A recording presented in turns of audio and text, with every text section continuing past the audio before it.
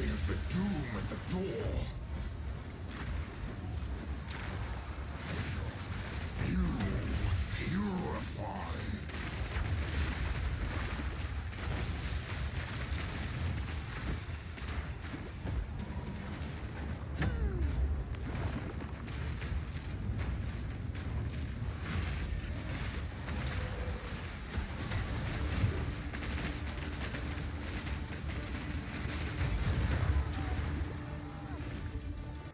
We that dreamed. We in nightmare.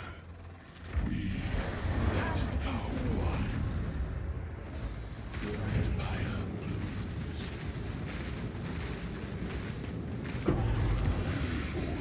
Hello everyone, Lid here. So in this video I want to show another setup for the Frost Mage, and this setup is more DPS. Now I'm using the Energy Shield and Green Fist for the defensive layer. And the main difference is because of this unique over here. And this unique gives +3 level to all minions, and +3 level is a lot of damage. So let's go over all the setup. Let's begin with the item first that I'm using. Now I'm using +5 Scepter. And with some spirit, some cast speed is nice, increased damage or crit chance. I do not have a crit chance, but I do have the increased damage. That's one is pretty nice. And for the helmet, +2 minions. I cannot find the +3 minions. Some people say that you can follow orbisms to get the +3 minions, but I haven't seen one. And the glove is pretty standard, life resistance, and the boots is also life resistance and movement speed. For the body armor, it's still the same. I'm using Shaman Mantle just because +30 minion spirit on the explicit. You can use pure energy shield, that's going to give you more energy shield, but I just prefer to have more spirit just because with the ES I have right now is like 5.1k, and with the Green Fist active I have like 10k something, and that's pretty comfortable for me. I don't think I die on this setup unless like I do something stupid like I'm playing into the enemy, but other than that I think it's pretty comfortable to play with. 10k is a decent amount of hit pool. And for the amulet I'm still using +2. I'm trying to looking for the +3 on minions, but +3 minion is really expensive, especially if you want the solar amulet on that one.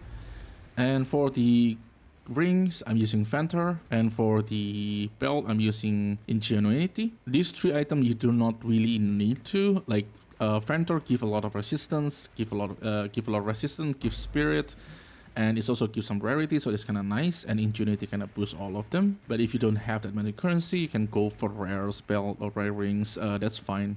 This one is not necessarily contribute anything toward the DPS unless, except for the spirit probably, because you can get more Frost Mage, but I don't think that that's big of a deal. So the next one is the passive tree. I've moved around the passive tree because I'm no longer using Mind Over Matter, so this mostly is the energy shield, try to get more energy shield. And the rest of them is still the same for the minion nodes because there's not that much option, so you kind of have to take all of them. This energy shield also pretty nice because it gives you +1 maximum element resistance. And also I put over here, this gives me more jewel sockets, and I think most of my jewel is look like this. Is have increased damage, it have increased critical chance and critical damage for the minions. That I think there's one also that give attack speed like this one, increased damage, attack speed and crit chance. You can pick the variation of it, but I think the strongest one is probably crit chance, crit damage and increased damage. And for the ascendancy, the only difference is the beta hands because we are ES build, so I'm no longer having a beta case. I move into beta hands so I can get more energy shield. Also on the passive tree, you can kind of use the weapon set to get like this curse effect. And curse effect will increase your damage by a substantial amount. So this is also something you can do. And there's one note over here. This is the Endless Blizzard. This gives +1 level to all cold skill. And it's supposed to increase the level of the Frost Mage. But if I try it, for example, let's say that I am unspec this 4 point over here. And if I bring the tab of the Frost Mage, you can see this is 25k with 8.4 life, and minion levels is going to give you life and damage. Like as you can see over here, if I take the cold mastery off, the damage is dropping, and I get less HP. But if I put this one in, you can see the increase is there. I get more damage and get more HP for the minions. But if I take this one, right now I'm level 34. And it said that I get 35, but the problem is when you see the stats, it doesn't change. So I think this is a bug. Visually, it seems like it gives you level, but I don't think it's give you any level at all because the number doesn't change at all. And if you like level 30 to level 31. It's also do not give you reservation. So this one is kind of not working for now, so do not take it. If at some point they fix this one, this is probably the best anointment because you kind of save 4 points. You do not, this 3 point doesn't really give us anything. We just only you only need this endless blizzard, although the anointment going to be pretty expensive. And the next one, let's talk about the skill gem. The skill gem, there's a sigil of power, and if you can see over here, I have a weapon swap over here. The explicit, this stuff gives sigil of power. So if you press sigil of power, you're going to have this mark on the ground over here, and it gives 14% spell damage per stage. And because our mana is pretty low, so every time we cast frostbite like this and pain offering, you can see that we actually gain more stages. And this is the reason why for this setup I do not have much mana. This is going to make the proccing the sigil of power is become more efficient, and this sigil of power actually give a lot of DPS. So for examples, if I bring the frostmage over here, this is the ice shard, you can see the damage is actually pretty substantial. Right now we are at +3, this is 32k. So the more stage you get on the sigil of power, the damage actually increased for quite a lot. So what I'm usually do is when I get into bosses, this is mostly for bosses. On mapping, you're probably never going to use this. But for bossing, I will click the sigil of power, and I will pick the pain offering. This will swap me back on my original setup, and I can keep casting all the skill that I can get. So the sigil of power keep getting more stack. And that's basically it. You can also weapon swap to, like I said, for the restoration and all that stuff. But I don't really like to do that one, just because this something like sigil of power is something you do before combat. So when I get the pen, offering up, the enemy in front of me is already I'm basically ready to battle. But if I have to do frost setup with the frostbite, now I have to wait for the enemy to be there in order for me to frostbite, and they kind of add a little bit more time. I just don't like the delay, so I'm mostly just doing this just for some extra DPS. But this is only for bosses, and as you can see on the showcase, the DPS is more than enough. We hit really hard already. So and for the Hellhound, I'm going for Last Gasp, Fire Mastery, Martial Tempo, Heavy Swing, and Health. And this is because this hound actually hit pretty hard. So basically I just set them for DPS. And for the defense, it's just for the Last Gasp, just to minimize the downtime of the Hound, because the Hound is also a defense layer, because it takes down the percent damage for you. And the next one is the Frost Mage. For Frost Mage itself, I'm using Arcane Tempo for more cast speed, Scattered Shot, this is pretty standard, and Fleeting Frenzy. And the last two slot is Cold Mastery and Minion Mastery. This is the bossing setup. And if I'm going to map, I'm going to put in Wild Shot and Fork. The Wild Shot and Fork doesn't really necessarily, you don't really have to use both of them. Like the Fork is good because it kind of extends the range of the Frost Mage, so it does help with the clearing. And the reason why I'm using two of this, because for mapping, the damage is already way on the top, so I just put Fork and Wild Shot for mapping. And for the Storm Mage, it's still the same, Overcharge, Conductions, Stormfire, and Coursing Currents. Coursing Current is mostly for mapping, and the bossing you should use something like Lightning Strike. Lightning Strike going to give the +1 minion. This is going to give them more damage, so it helps them shock. It's also help them survive a little bit better.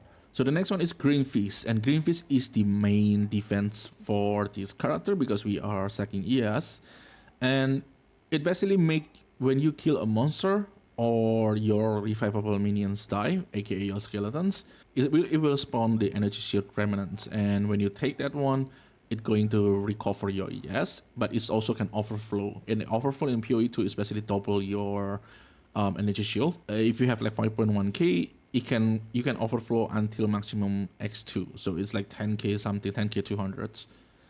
So Green Fist is still very good. It's also only 30 spirit, so it's really cheap. This one probably going to get nerfed if I have to guess, because right now the energy shield is really strong. So either they nerf the Green Fist or they're going to nerf the energy shield itself. But we kind of have to wait for that one.